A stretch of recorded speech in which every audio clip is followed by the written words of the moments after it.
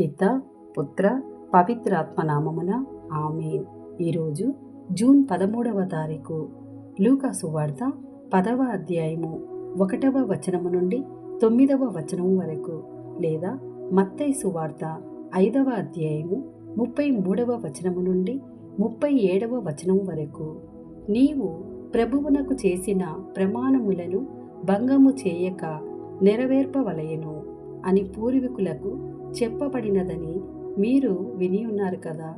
కానీ నేనిప్పుడు మీతో చెప్పునదేమనగా, మీరు ఎంత మాత్రమును ఒట్టు పెట్టుకొనకూడదు. పరలోకముపై ఒట్టు పెట్టుకొనరాదు, ఏలయనా అది దేవుని సింహాసనము.